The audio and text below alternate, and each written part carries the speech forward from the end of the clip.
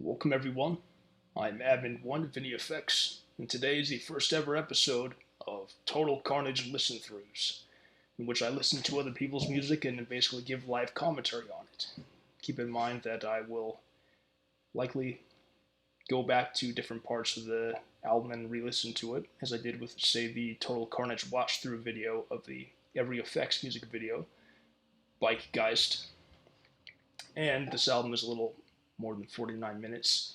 So between those two facts and the fact that I only intend to have about 30 minutes to do this video today, and probably in a similar 30 or so minute units in the future, this will take more than one episode to get through. We'll see how frequently I can do them. Anyway, I've been meaning to do this for some time, the series that is, to start with, but was certainly galvanized to do it sooner after Marathon community member Deuce Tower alerted me in the Marathon Discord that fellow community member John Irons put out an album, or as Irons apparently termed it, an assemblage that he thought I would like. And I'm glad to know that he thought of me when he made it. I've been interested in Irons' content for some time now, or I should say Irons' art, more pointedly, and I don't know exactly what type of music he makes other than the Kill Me EP that he made under the pseudonym of Syringe Guy years ago, which was basically Marathon sound plunderphonics, if you will. But I suspect, given his general experimental tendencies, his apparent fanhood for any effects, which I'm very happy and flattered by, and probably his familiarity with the types of stuff I'm in for quite a treat. I did briefly preview this a bit before, and I didn't listen to much of it, but I suspect he thought I would like it in large part because of the Bowl of Heaven that I enjoy, that I've often played in the background during my streams. So, enough talking. We're going into this album now. This is Far From Optimal by Irons. Here we go. Okay, right off the bat, I hear kind of a faint drone in the background and some rising, cut together, and manipulated samples of speech. I wonder what all it's from. It'd be interesting and funny if there were samples from Juicecast, especially if I could recognize them, although these samples are manipulated enough, namely sped up and with the pitch adjusted, that they're largely incomprehensible. Still, I've gone back to the beginning to try and hear them. Maybe if I feel that I can make out what's being said at some point, I might actually start playing the album in slow-mo, like the half playback speed or so. We'll see how good that would go. And by the way, interesting choice of an album cover. It's kind of red duskish shot with some trees at the bottom, kind of looking into a horizon, although it's a kind of a weird view towards the heavens that seem kind of clouded up. It could be kind of a double image, or one of those images that you can interpret differently depending on how you look at it. Maybe it could be a body of water or something like that. Anyway, and there's the triangle at the bottom. It's a bit covered up by the bottom bar, but let's see if I bring it up like this. What that triangle is about. Maybe if I look up something like that, especially because it's separated into three pieces, seems like a jewel.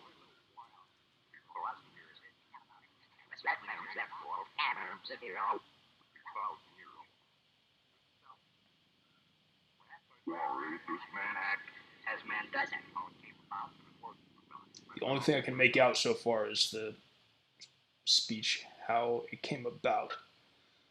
Otherwise, I can't really make out what's being said, at least yet. But I did notice a bit of a rise in the undercurrents drone there. Slowly getting louder. Like it's trending louder. It goes up a bit, then it kind of goes down, but not as much as it did in the last iteration. So you get the sense of a build-up. And keep in mind, I don't know how the rest of this album sounds, so for all I know, this isn't really indicative of how it will sound. It's more like an intro. in the way that a lot of more conventionally musical albums will tend to have noise intros. But now we hear what sounds like distorted breeze of wind. Now I'm hearing kind of a little pulsating feedback noise.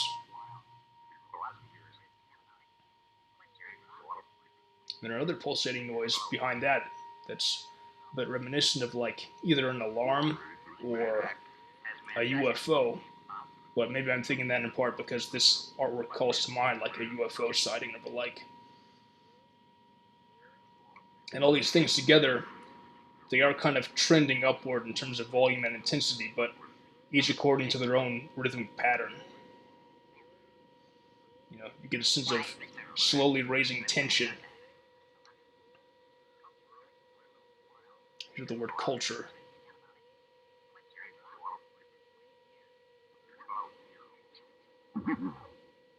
Oh, hey. That was interesting. Just a little bit ago, I might go back and hear that again. There's a sudden sound that punctuated it all that was sort of like another one of those pulsating drones, but it's a bit louder, a bit more in the center. And it arose so suddenly, and then it kind of tapered off in an echo. Let's see. There we go, just then.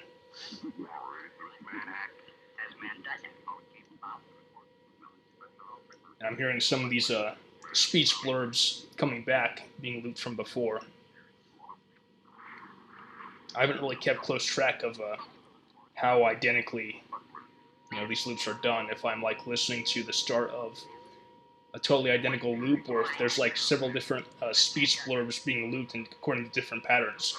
So right now it just kind of registers as like one big blob amidst all else.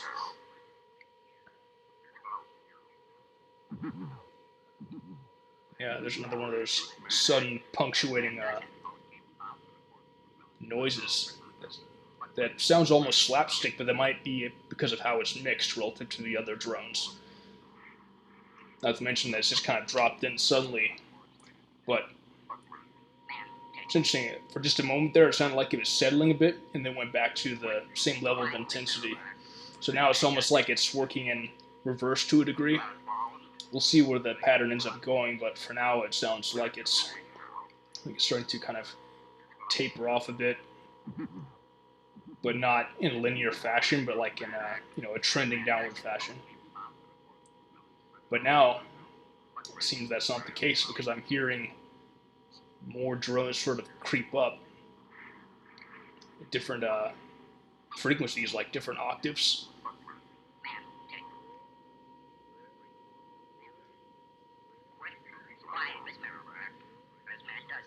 I mean, I can infer from the title of this track called "What Makes Man Tick" that that's one of the things I've heard in there. Sorry, not to set us back, but because I've done so much backtracking and analysis of moment to moment, I want to go back to the beginning.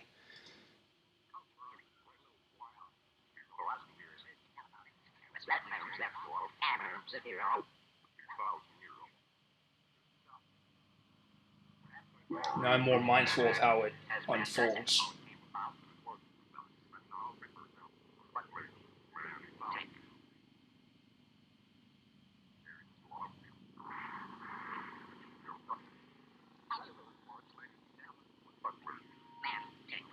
I have to wonder, and I'm always wondering this with noise music, which is something I haven't really delved into, and I'm not very familiar with sound engineering over like, but I wonder how Irons achieved all these different noises and tones.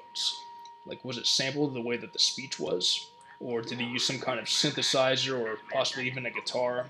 Because I know a lot of ambient or drone music actually uses guitar that is just tuned very low, often with feedback.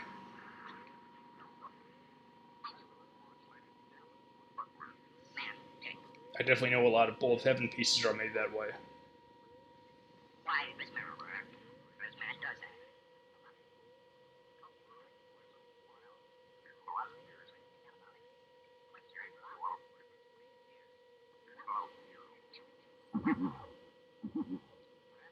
Another thing I noticed is that it starts off with a bit of a lower drone that has more of a bass to it, and then suddenly that cuts out as the more upper frequencies start building up a tension, and that gives a sense of like a bottom dropping out and like something suspicious happening or that is about to happen.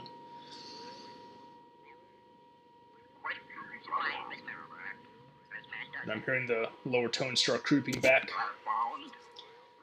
See, this is one thing I enjoy about certain forms of music is not only it being challenging in general, but where you can get new things from when you listen back over and over again for different things.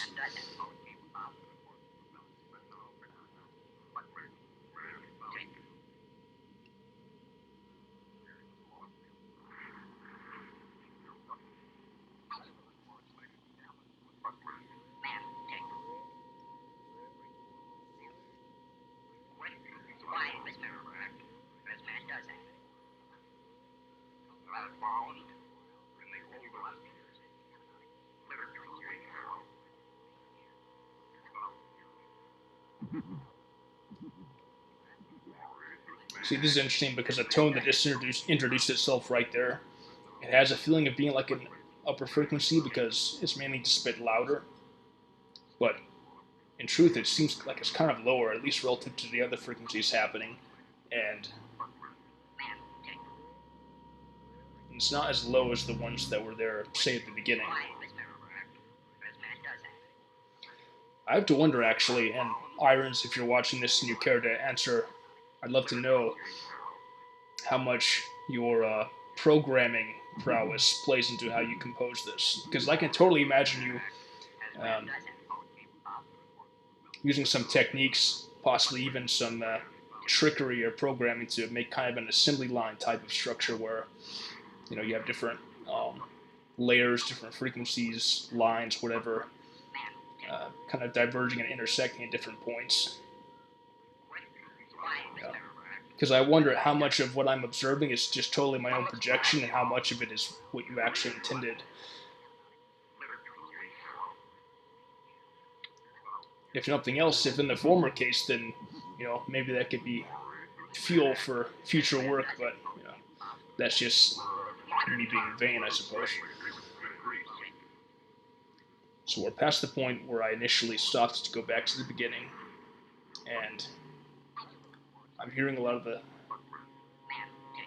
stuff I've identified so far, but now I hear what almost sounds like a plane engine, like a plane that's taking off. Actually, there's another tone in here that makes you think of being inside of a plane as it's getting ready to take off.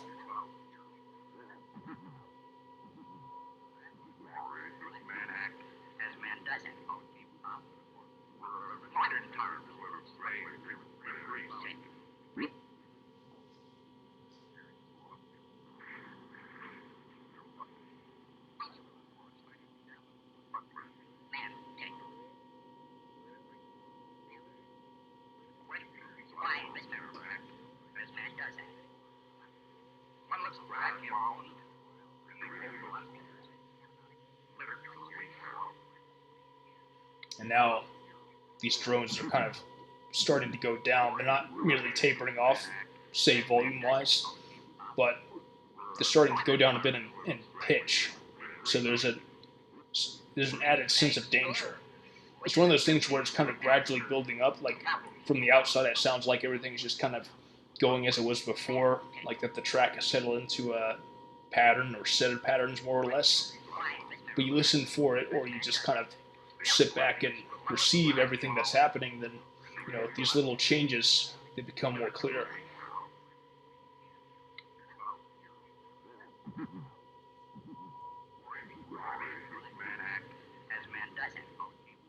Man had already become very conversant with the problem. Over time, Greece was Greece, a school which is attempting to answer problems of the mind.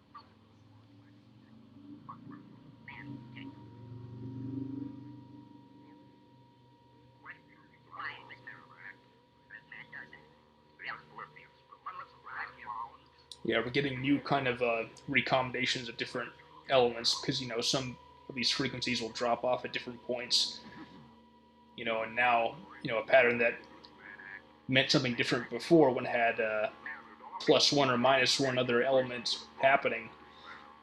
Now it takes on a different context. But as I'm saying that now, I get more of that plain engine noise feel, and it sounds like it's kind of rising above everything else, or everything else is kind of receding. It's like all getting sucked into this one, whatever you want to call it. I've kind of been interchangeably using the terms frequency, drone, line, etc., element, whatever. It's kind of abstract that way because this is more noise type music.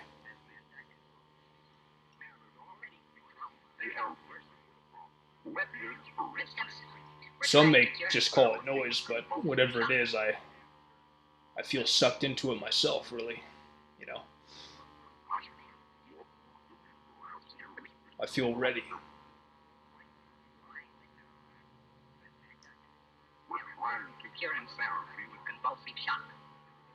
Convulsing shock.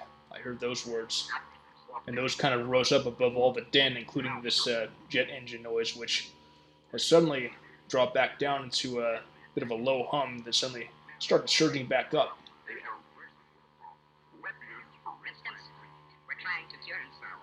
Any other drones or frequencies that I knew before, they've more or less receded.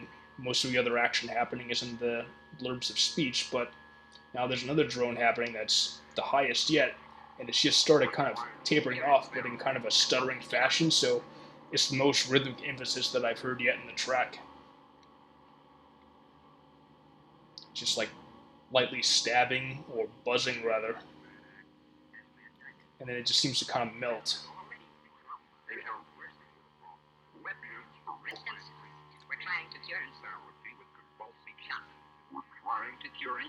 So at this point, the tones that are coming in, the layers, sounds, whatever, they're a bit more severe sounding, and they tend to basically burn out faster. That's the feeling I get. Whereas the ones before, they sounded more like kind of calmly going in and out, almost like machines in an assembly line, like I said earlier. But now, especially augmented by the sound of the fucked up speech blurbs, everything sounds more like it's slowly melting.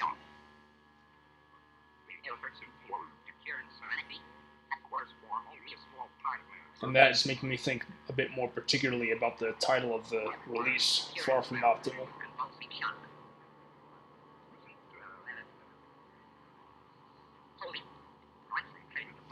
For that matter, I've been getting the image, say, of machines and airplanes in particular from listening to this, but I wonder if that's totally different from what was intended when I hear phrases more clearly like electroshock, convulsive shock, rather.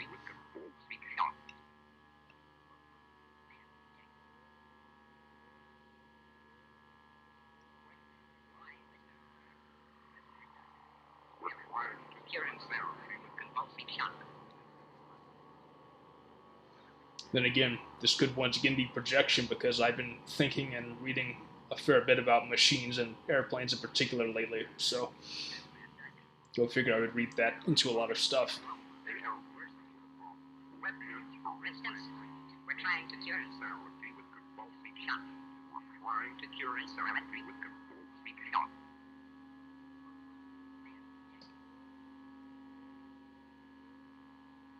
I'm starting to hear some of the older pulsating noises like the UFO sounding one from earlier, but it may be that it was more or less always there and has just been more buried by other frequencies, especially as they get louder or as new ones come along that are already louder or just tend to drown it out more. Still, otherwise, I'm getting the sense that the drones that have come into place are now more steady. There's not as much oscillation or anything like that. It's become more monolithic. It's more upfront, as well as with the speech samples.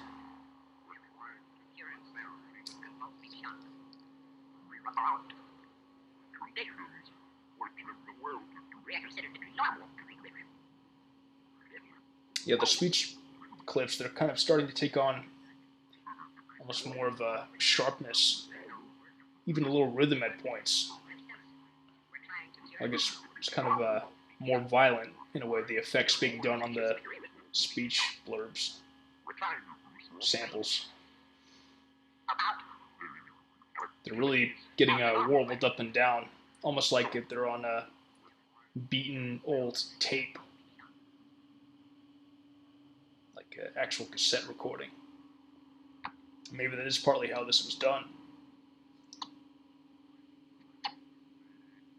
Now I'm hearing what initially sounded like kind of tapping noises, like someone tapping on a microphone, but I think that was just a really sharp manipulation or, I guess, uptick of one of the speech samples. It's like they're slowly being converted into something totally different, to where you wouldn't recognize them potentially as speech samples once you heard them for the first time at a certain point without knowing about all the other stuff up to this point. We're not there yet, but it could happen.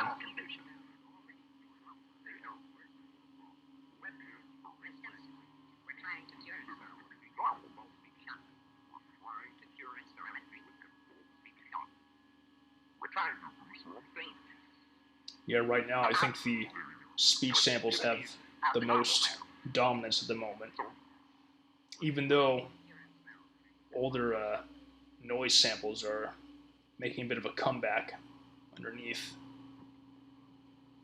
All these different layers are kind of taking turns dominating more or less, whether in terms of just sheer volume in the mix or in their intensity or possibly even their pitch or the way that they're manipulated in the moment.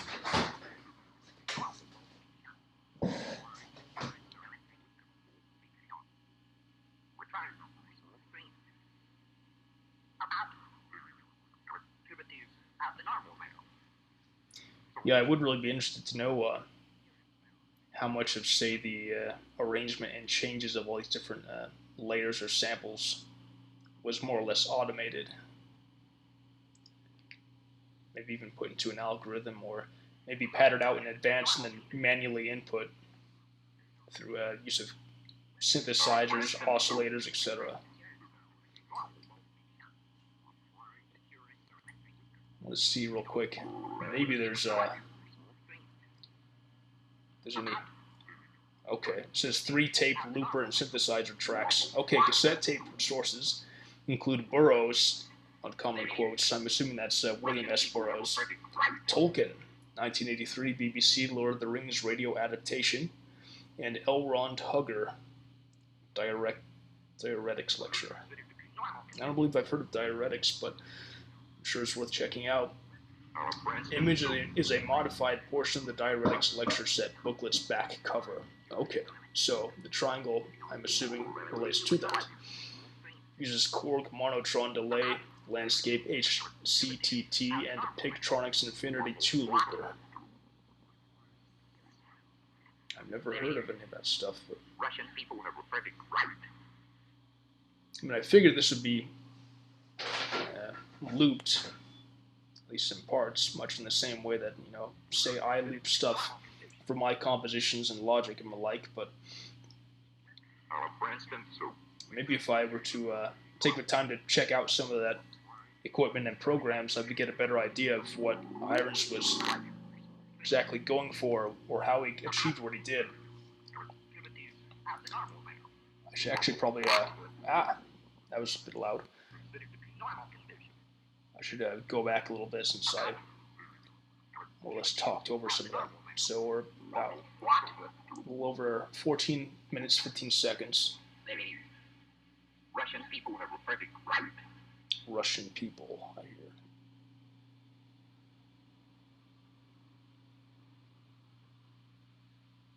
Yeah, now we're just getting kind of a dim buzz.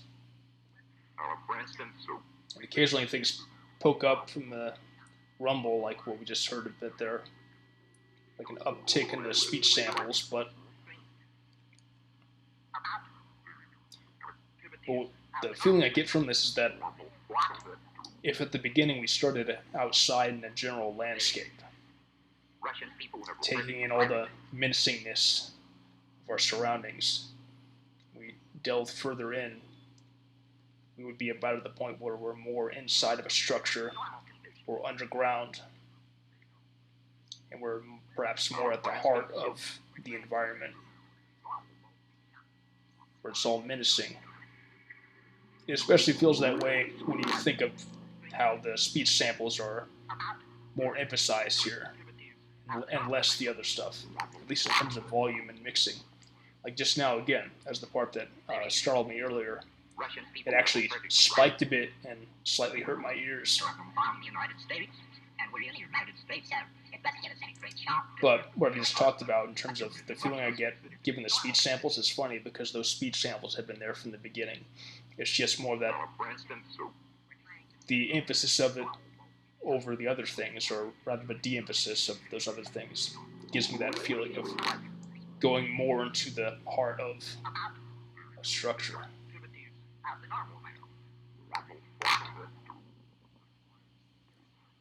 Yeah, especially with the sudden spikes, like I just had another one right there. It slightly hurt my ears.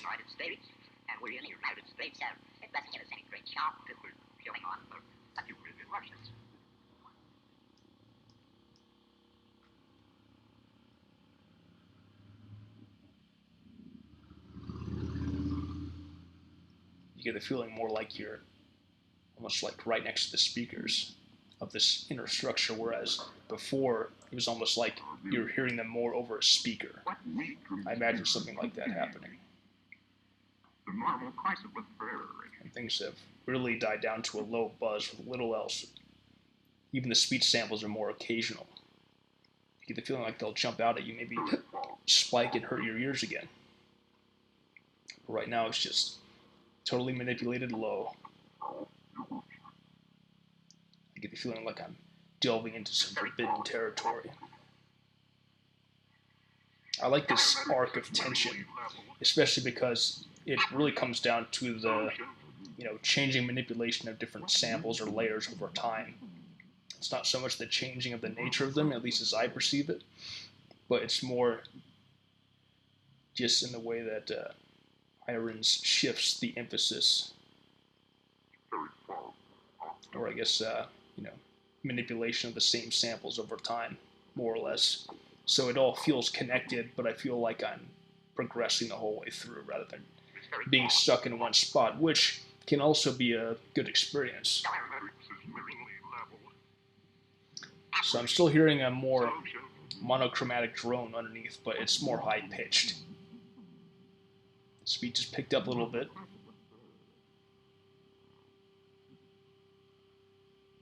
For a bit there, the speech sample I heard, it was lower, but it actually sounded a bit more untampered with.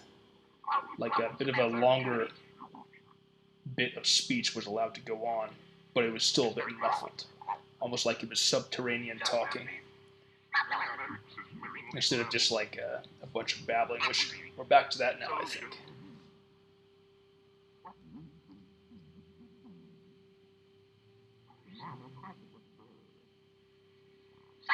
Yeah, again, just what I was talking about a bit earlier. I think I'm hearing something about terrorists.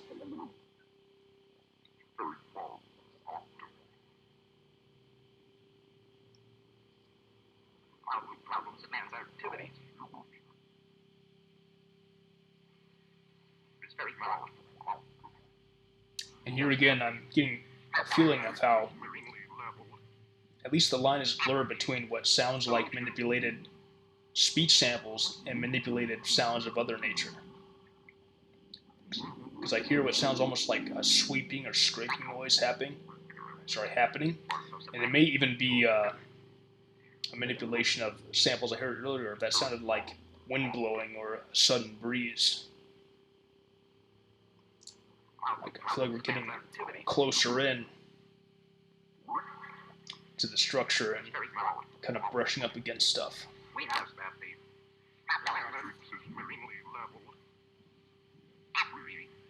Getting deeper to the heart of the mystery.